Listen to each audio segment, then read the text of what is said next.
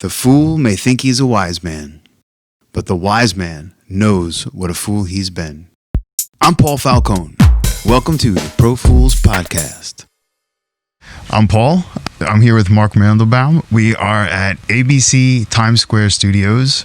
We just finished up Good Morning America. Let's get right into it. Mark, welcome to the podcast. Thank you very much. I'm really glad to have you. What drew you to audio? And what drew you to, I know you have a music background. What drew you to audio and what drew you to music? Well, before we get to that, I want to point out the very U.S. Senate style love that I've created here for myself. I have to say that is really cool. So this way I have my hands free. I just wanted to point that out, that it's intentional, that it's not an accident. So what drew me to audio, it's very simple. I know the day that I became interested in music, which is February 9th, 1964, my brother's 5th birthday. My entire family, aunts, cousins gathered together. But at 7 o'clock, everything grinds to a halt because the Ed Sullivan Show is coming on, which used to be an absolute national event every Sunday.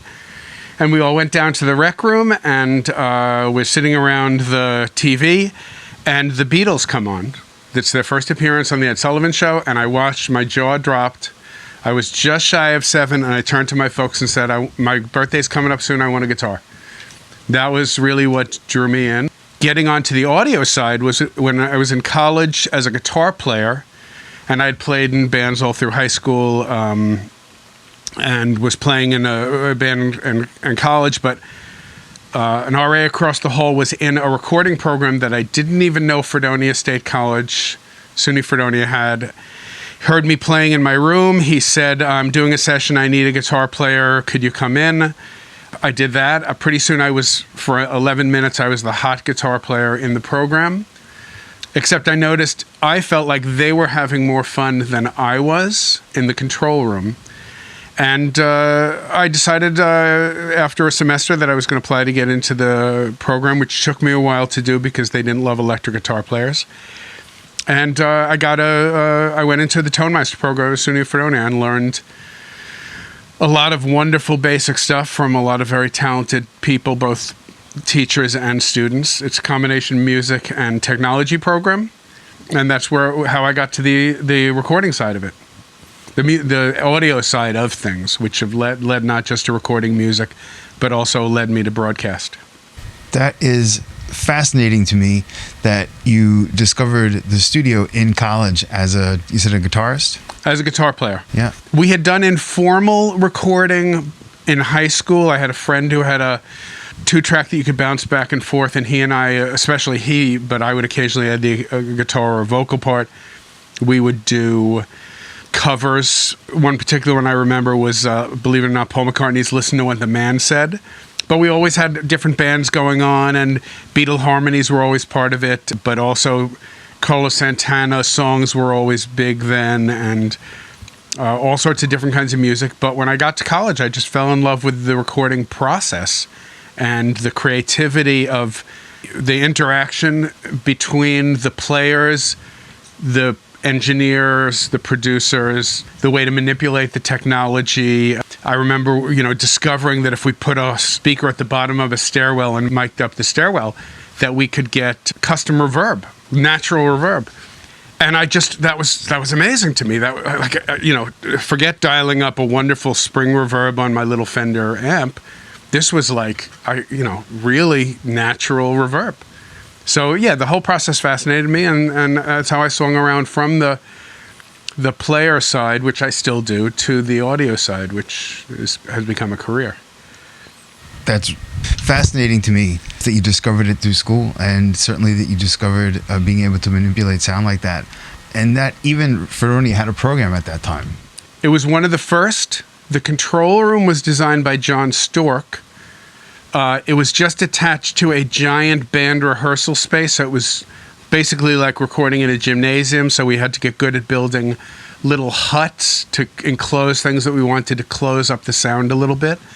Singers, drums usually. And they also ruined the Stork designed control room by not putting in the speakers that he designed the acoustics and the soffits for, but instead somebody else somebody in the college thing decided, oh no, we'd rather have these speakers.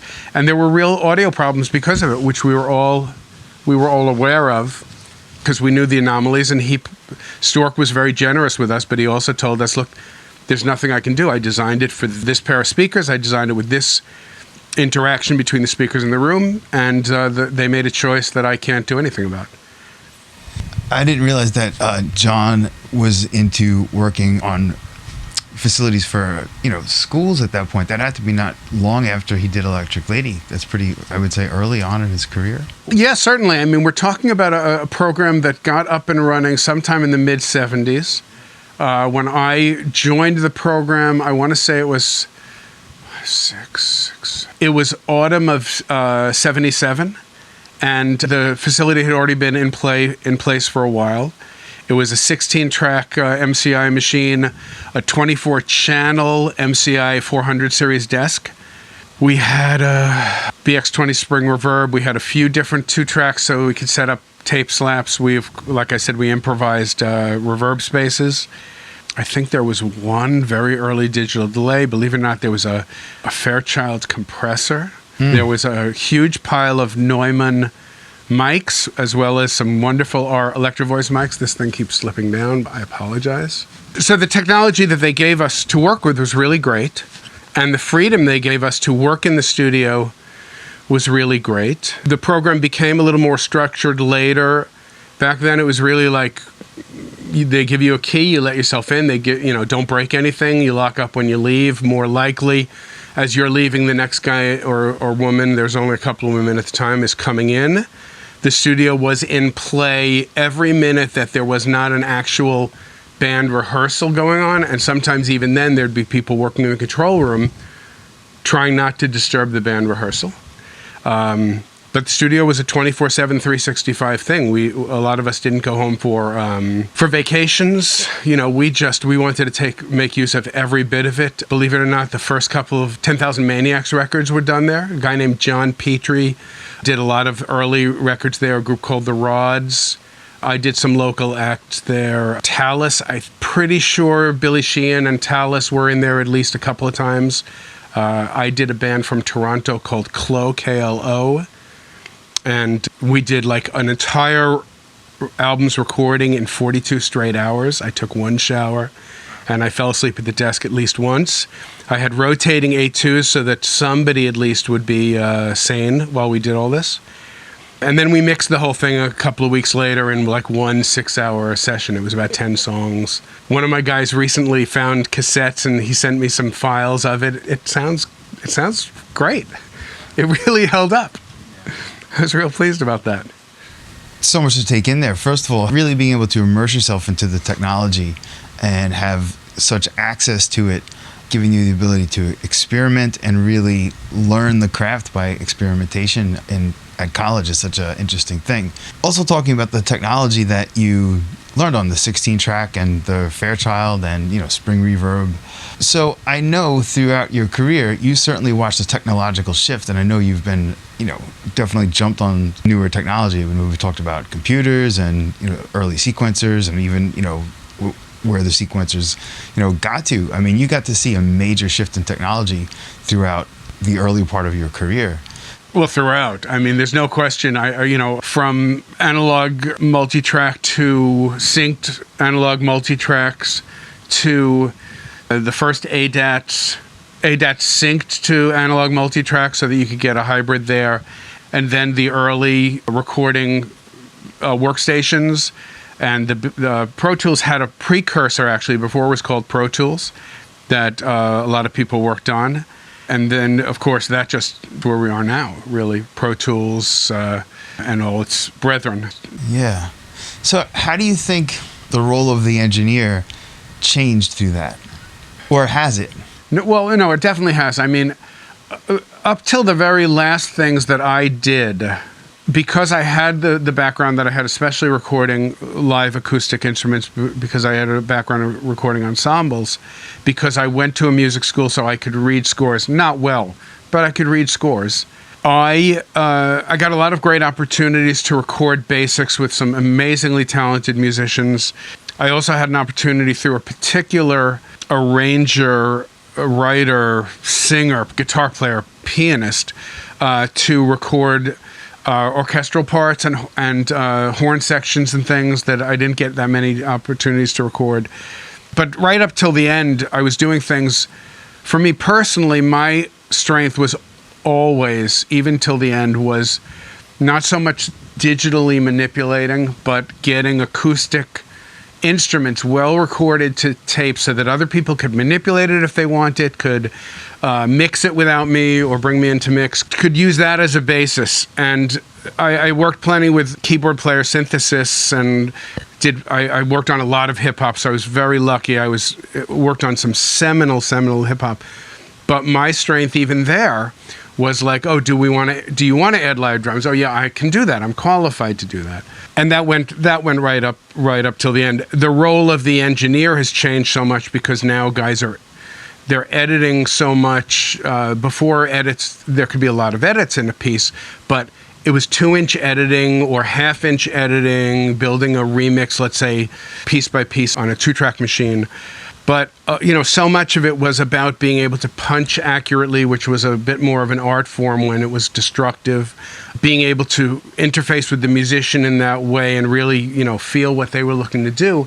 And I think it's a more solitary thing now. So many people, great musicians, have setups of their own, except for the really rich guys who can afford to have an engineer who comes into their home studio. But a lot of other people just have the ability to create on their own, which is very democratic. I mean, I did a Panic at the Disco track for a anniversary package of the soundtrack for Nightmare Before Christmas. And it was all these different artists doing it. And Panic at the Disco hired this engineer, super talented arranger, a guy named Rob Mathis, who's worked with everybody, to do a 30-plus piece orchestra. And we did that, of course, in Pro Tools, that recording. But Panic brought their parts in, having done it in hotel rooms on tour, in GarageBand. How much more democratic could you be? And their parts sounded great. Nobody, once we transferred, nobody ever listened to that CD release and says, well, the orchestra sounds great, but what a shame that Panic's vocals and guitars and all the rest, what a shame that their stuff doesn't sound as good. It sounds great. It's so democratic, and that's great. We're not gatekeepers anymore. And what I found was anybody with a laptop started calling themselves an engineer and or a producer. And in the beginning, I made a point of not playing or singing on records because I didn't want to take work from those people. But once it became like every guy says, I can engineer a record, so it was like, okay, well, I can play guitar parts on your records. I can play anything. I can play almost any instrument that you don't have to blow into on your records and add backup vocal parts. So now I'm free to do that too. I have the setup. So that part of it changed dramatically also. Everything becomes a one-stop shop, more or less, especially if you're not doing live drums. So I became freer to be more creative in that level, and not just creative by helping them get their vision onto tape, but also contributing. Oh, I hear a 12-string guitar part. Cool, let's do that. I hear backup vocals. Let's do that. So in that sense, it changed dramatically. Earlier on, we were much more about having them play. And then it became like everybody's a player, everybody's an engineer, everybody's a producer, everybody's a writer. So that in that sense, it changed dramatically. I love that you were able to take the fact that the technology was being put into sort of everyone's hands, and instead of it just broadening the role for other people, it broadened your role as well. That you're talking about able to contribute now more musically, that you weren't just taking on the role as the engineer. I do think that is the modern approach where, everyone has the ability to engineer the recording to a certain degree, but then there are the professionals that they go to take those recordings to the next level, or sometimes just to be able to work on those projects further. Did a few projects like it, but one particular one, a guy and his buddies, the guy wants to do a record, he brings together all his buddies who are musicians. He has a grandparent who has a getaway home in Brattleboro, Vermont. And it's a big home with a giant communal table and in the kitchen and a lot of bedrooms. And he invites all his buddies up, not just the players, but friends. And then he brings me up. I bring my wife up at the time of practicing architect. She spends the day doing drawings. We're making the record with just a laptop and an 8-channel interface. Because the granddad was on the board of the Metropolitan Opera, there were 2 grand pianos facing each other. So we got to play around with not only piano parts, but also even just taping down strings and creating odd ambiances in key. So I helped them build these basics, and then we had all these wonderful communal meals. We'd go to sleep. They'd stay up all night, like playing hootenanny, basically. And then I heard what he did with the manipulations afterward, and it was just so creative. It didn't matter that he wasn't a trained engineer. He was willing to experiment, and he had the freedom to experiment because it was his time, it wasn't money. And he did a great job. He made a beautiful record. He did not bring me in again for any of it, and it worked out great. I mean, I had the fun of recording basics and meeting a whole lot of talented young people, but that became a model for how projects happened. As I went out and helped people record in their basements, in their parents' basements, in their parents' living rooms. And then I would watch them get creative with it, and sometimes I'd come back for the mixing, sometimes for comping the vocals that they cut. And so it could be all these different levels, but the creativity unleashed was just amazing to me. And even when I went back to do some teaching at my school, I finished my degree. I left school early, 11 credits short. 23 years later, I finished my degree. And part of it was going back to teach. And these students had such creative projects that I got to hear. And that was so exciting to me also. They were so clever and so advanced and so fearless and so creative about using the tools that they were native to. I was an immigrant. They were native to these tools.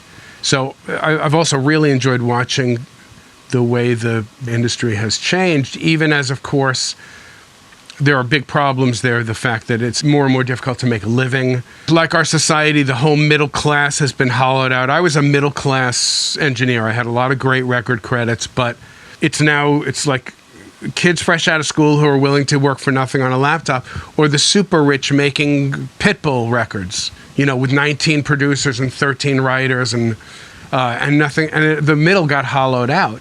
And the same thing in record sales, so that middle-class bands are having to make their living on merchandise and touring rather than being able to sell a decent number of records. Though, if they're releasing the records on their own, at least they can keep everything that the record generates, which is great. Anyway, so I don't even remember where that started. That's a lot of information. That's great, Ian, because you're describing certainly a shift in not only just the recording industry, but the music industry and entertainment industry itself. What I love about a lot of that story is describing the experimentation that eventually was done with technology that was accessible to everyone. And when you describe your time at Fredonia, that you were also very much into experimentation there. I love that common thread of continuing to experiment. Absolutely. And one thing, as the business changed, my rate never changed over the 20 plus years I was really in the recording business. But studio rates, the pressure was ever down. And because budgets became smaller, one thing that I did regret when we were still studio-based as opposed to home studio-based is some of the experimentation got lost because we didn't have as much time to let people freely try an idea. They had to finish a mix. They had to get 2 mixes a day. We couldn't try something wild on a mix.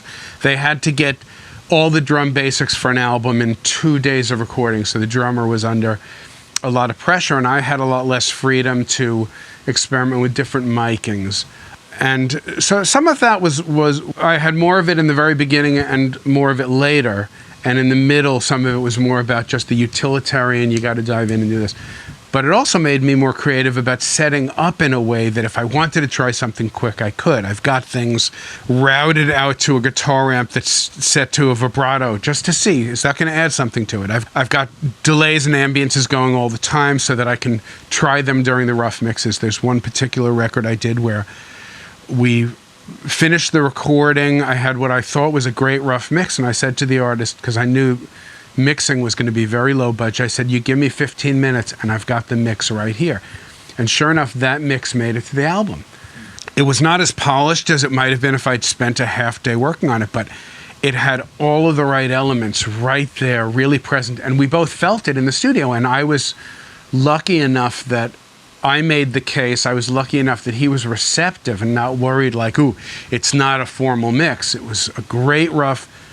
And I can listen to the record to this day and say, well, that mix holds up beautifully. So some of the experimentation was lost. We had to be a little bit more creative about how to get the experimentation in there. Again, now the things are people's home studios.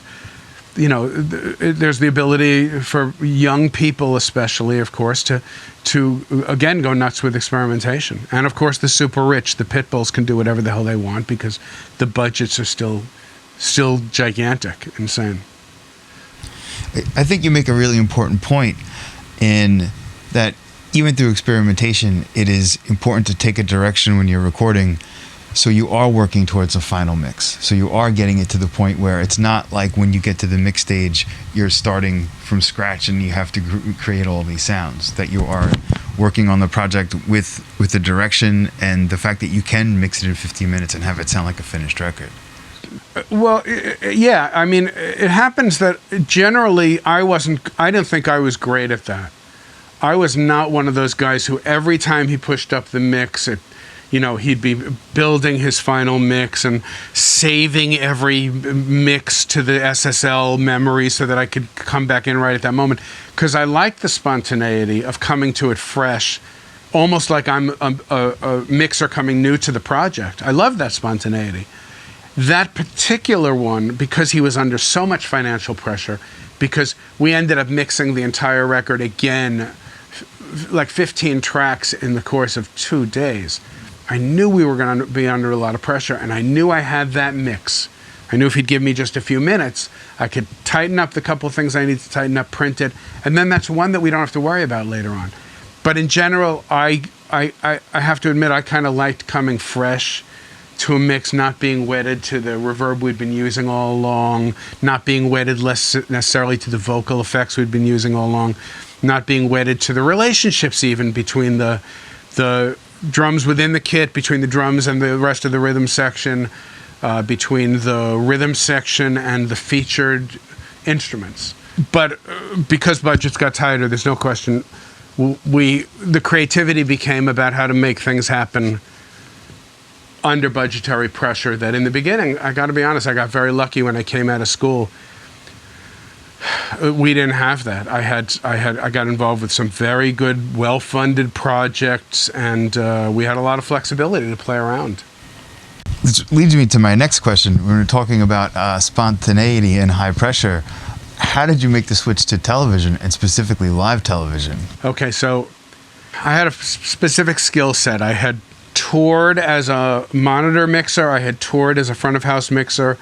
I had toured as a combination road manager, front of house mixer. I was never a big road guy, but mostly with artists that I had some relationship with already. Occasionally brought in as a problem solver, but I had some background enough background in live that I could do all those things.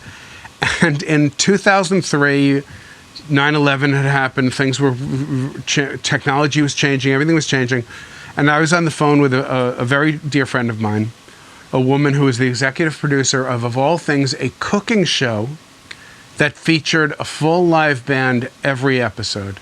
Sometimes guest band, sometimes a house band, but they needed someone who could work the production side, tracking the chef's mic, other guests as they talk, but also that front of house position was the production mics, the music front of house mix, and the monitor mix, all from one desk, including wedges and ears. And they needed somebody, so I was on the phone with this very dear friend who was the EP of this show, and we were both sort of bemoaning. I was complaining about the way the music business was changing. She was bemoaning that she had just lost an A1, that's the guy who mixes the show, the production mix. Her front of house guy wanted to move out to that slot, and he bailed out on her with a week before their next run. And I said, well, what's involved? Because I didn't know at the time. She said, well, I need someone who can do this, this, this. I said, well, it sounds like those are the things I do. Why don't I give it a shot? And she was open to that. To her credit, she told the rest of the audio crew, especially that A1 front of house guy, that they would make the decision whether I was up to it. She'd get me in the door, but she wasn't going to keep me in if they were unhappy with what I was bringing to the table. They, on the other hand, let's face it, the A1 had a big incentive to make it work out for me so that he could move up to stay in the A1 slot. So those people, I learned so much. They were so generous with their knowledge. I was so green, but it worked out great. The show was Emerald Live. I got to work not only with his house band, but with all these great guest bands. And I did that for five or so years, a lot of seasons tucked into those 5 or so years. And that just led to other opportunities. The A1 liked what I brought to the table. He invited me to be part of other projects. I met other A1s at the building. I started doing A1 for some of their other projects. I started doing the production, music mix to air, as opposed to being the guy doing the front of house, all that stuff.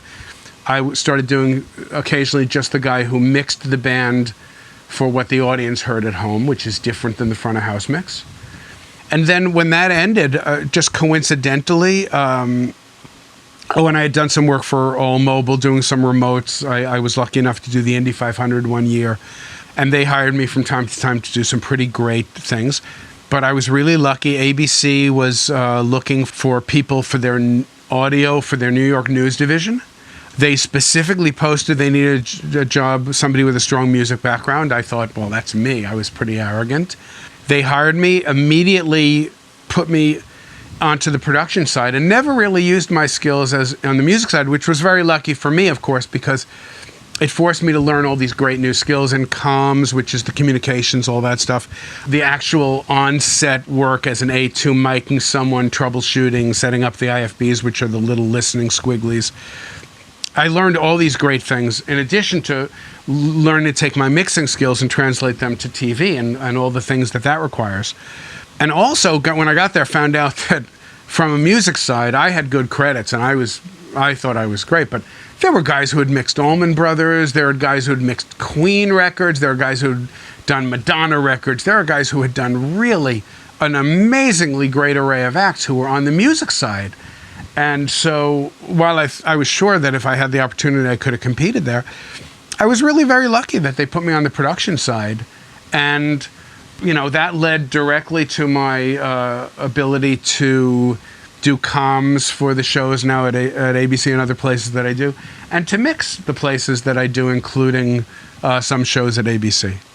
But it was really a phone call. If I had had that phone call with her 2 weeks later, she might have already found someone. If I had it with her 2 weeks before, she might not have needed me yet, so she might not have thought to mention it. I stepped in it, and it was an amazingly great thing for me. And she would say for her, because I brought stability to that position. The A1 was incredibly stable in his position for the 5+ years that he and I worked together. The audio side of that show was incredibly, incredibly stable. And the EP she was great about making sure that he had the funds to create what he needed for audio on the show. But what she loved was that it became something that she never had to worry about. All she had to do was meet the technological needs, but she never worried like, what am I going to do? Is this going to work? Because she trusted that the A1, a great talented guy named Steve Watson. She trusted me, the other crew members who've continued, gone on to do other great things since they left there. But it was, it became easy for her. And that's the most important thing when you're running an entire operation, that any department is something that you don't have to worry about. So it worked out great for both of us. I love so much of that story. I would say that, they say chance favors the prepared mind. Like it's not really luck that you landed into that situation. You put yourself in the right place at the right time and had the skill set to take advantage of that opportunity. Well, that's the big thing, is that the break was lucky, but that I was open to learning. The fact that temperamentally I fit into the crew. The fact that this was just the right A1 to learn under. I've worked with A1 since, who are very talented guys, but weren't the teachers that he was. That weren't the collaborators that he was. This guy was just so open and such an inspiration to me. And I try to do that to this day when I have the opportunity to teach the guys, to bring people into a position to upgrade their skills, to learn new positions, music playback or co-mixing, what they call the A1B position at ABC. I'm hearing his voice in my head every time saying, yeah, be generous, be the guy who's teaching people the right way, who's protecting their crew, who is making sure that the crew has the tools that they need to do it. I'm hearing his voice, Steve Watson. Amazing, amazing, amazing A1. And a big-time music guy in his own right. I mean, he had some great credits before he began focusing on broadcast, where he has an incredibly solid career. And he continues to do a bit of music. He does a bit more still than I do. You know, I'm just lucky that he was the guy. Yeah. I love that approach. An expression that I've heard is, when we all move forward together, success takes care of itself. There you go. Excellent. So from what I've observed in your approach to work, and something that I never knew about live television, is just how much it's based on feel. And it feels very musical, especially watching you work. Like it feels like you have a very musical approach to television. Can you speak on that? Well, I don't honestly think of it that way. I'm very sensitive to the blend I'm trying to create, but I'm also I like to give people their responsibilities, trust that they're going to do their job to the best of their ability. And so I can be pretty hands-off when it comes to either the way my floor people work with talent, provide the tools that I need to make sure I have good audio. I try not to micromanage any of the interactions that I have, whether it's with comms, whether it's with music playback. And I just try to roll with what I'm being given. But I never really thought of it that way. I mean, if you see it that way, that's great. What I will say is that because of my music background, I'm processing music even almost all the time when I'm not directly otherwise involved with what's in front of me. There's either music being created in my head, or I'm spooling music, known music in my head. So a lot of my life does feel very musical to me, but I never thought of it in terms of it translating to how I approached mixing the show. I think that's interesting. I'm going to give that some thought. Yeah. I really like that you touched upon the team, you being the A1, and there is a team of audio people around here, and like you mentioned, the comms people, and I certainly never realized how many people work on a live television show. As an A1, what do you feel are what's the most important part of your job? I mean, I know obviously it's getting a great mix, for broadcast, but I mean separately from that. I came to a realization many years ago that there's three things that I need to get satisfaction. I need the tools to create excellence in whatever I'm doing, whether I'm working at the Park Slope Food Co-op stacking boxes, or whether I'm mixing a record or mixing a TV show. I need the tools to create excellence. I need the expectation from those who have brought me into the project that I am going to provide excellence, expect excellence from me, and then get out of the way of that pursuit. Don't set up roadblocks. So the way I approach the crew is I want to make sure every one of the people that we work with, and it's a little different here than some other places. I've worked on TV shows where the A1 truly is the head of the crew. Here we're all really more a gang of equals. But still, if there's a problem with audio, production looks to me. So I want to make sure that all of us have the tools to do what we need to do the job to the best of our ability, to create excellence. And then I want to let them know that I have faith in their ability to provide excellence. And then I want to make sure that I don't micromanage them so that I get in the way of them making excellence. When I need things, I ask for it. When I see a problem, I try to address it rather than just grouse about it. I try to talk to people and help them to understand where they may not be providing the best that they could be providing. And here's what they could do that would give me what I need to then continue to strive for what I'm striving for. So that's what I'm trying to get those three things I'm trying to give those three things to everybody around me. Now, those three things are I'm being real serious.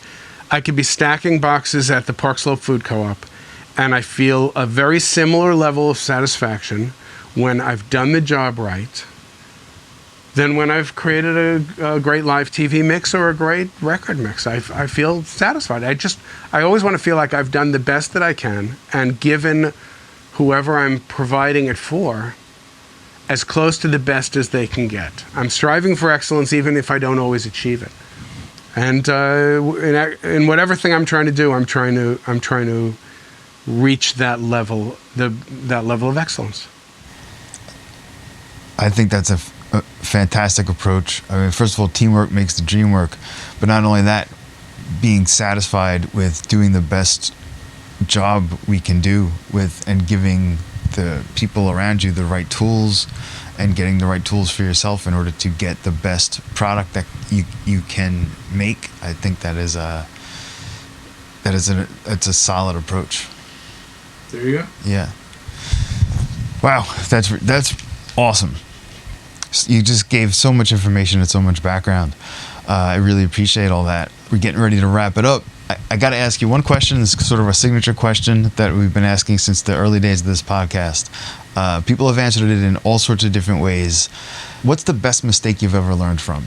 And I'll say that, like, I know for myself, I made a lot of errors early on in my career. And even now, I don't mind, if I can learn from a mistake. First of all, I can learn from the things I do right, and I can learn from the things I do wrong. I had someone on the podcast recently that said everything that they know they learned by making mistakes to get to the point where they are. But can you think of one, either from your early career or at some point? Well, the reason we learn so much from mistakes is because they drill down deeper into us. If we have a sense of pride in what we do, when we make a mistake, we never want to duplicate the mistake. We want to learn from it immediately and move forward rather than make the same mistake over and over again. So that's why that works on such a powerful level for us. As for me, the one that comes to mind is great fun for me because I never really replicated it, but it helped me keep an open mind, which was I was doing a project, one of these projects where all the drums had to be done in pretty short order, a day. I think it was 2 days for the project. And I had set up some compression on the toms on the drums that had been very suitable for everything that came before it. And it was totally unsuitable for a particular song. But because we were plowing through so much, it became the signature sound of that song. The fact that it was not wrong, but so distinctive because the compression was so badly set that it became the sound, and it became something that everybody really loved because it was so. And that was like, oh wow, it can be that.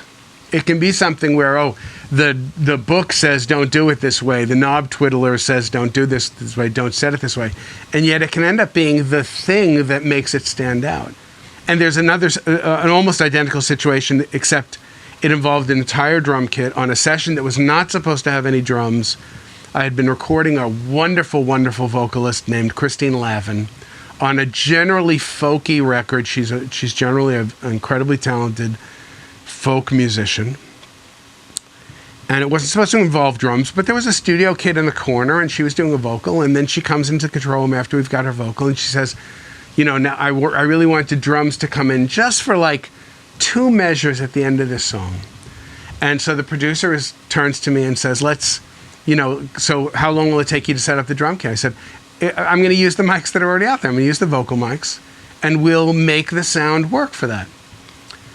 And so we got this sound that, because it was a song about baseball and because she was singing about being in stadiums, and the compression was set for vocals in a room far away from the drum kit, it ended up sounding very much like it could have been the slapback in a stadium, but not actual slapback. It was more that the compression made it pump in a certain way.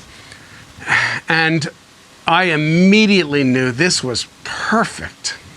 And Christine was right there with me. The producer was pretty good, but I had been filling in for another engineer, and he heard and he was like, "What the hell is this? This isn't." I said, "No, you don't understand. The drums are only coming in for 2 measures. About being in baseball field, this means that for those 2 measures, this thing's going to just fly out of the speakers. Nobody's going to know what the hell's going on." And so he was resistant, but the producer said, "No, I like it." And luckily, Christine said she liked it, and so it made it to the record, and soon afterwards, he came to me and said, "You were absolutely right. This thing, a normal drum sound would have been just big deal. This made it like crazy." And to this day, because now it's readily available on YouTube, to this day, I can go to this track and I can point out to people how something so wrong can be so right. So those are 2 things that come to mind immediately. Since I make at least a couple of mistakes every day, I'm sure there's plenty of others that I could refer to, but those come to mind right away. I love those examples because it also speaks to experimentation, which I think is a common thread from the early days of school right up to what we're talking about now. This is awesome, Mark. I really appreciate this interview. You got a great story. I certainly learned a lot from talking to you, and I'm sure everyone else will as well. I really appreciate this. Excellent. So everybody stay healthy. If you're going to protest all these terrible killings, I think that try to do it peacefully. I think that Gandhi was right, and violence and looting never is. And it's been a pleasure. It's been a great deal of fun to chat about something that we're both so passionate about. I really appreciate you chatting. The Pro Fools Podcast is brought to you by The Residence Studios. The Residence Studios is a destination studio located in central Long Island, 1 hour from Manhattan, 1 hour to the Hamptons. We offer a state-of-the-art recording and mixing studio, photo and video facilities with hotel-like amenities, 5 minutes from the beach and minutes away from Long Island's major attractions. Contact us at theresidencestudios@gmail.com or Instagram at theresidencestudios. I hope you've enjoyed the Pro Fools Podcast as much as we've enjoyed bringing it to you. There's no one right answer on how to make a great recording. To make great recordings, you must do your best and work your hardest. Don't be afraid to make mistakes, but be sure to quickly get over them and, most importantly, learn from them. Because a wise man knows what a fool he's been. Make sure to like, subscribe, and turn on the bell so you can be notified when we post on YouTube. Follow us on Instagram, Twitter, and Facebook. You can donate via PayPal at theprofoolspodcast@gmail.com and at the Pro Fools Podcast at Patreon. Email us questions and otherwise at theprofoolspodcast@gmail.com. Check out our website, theprofoolspodcast.com.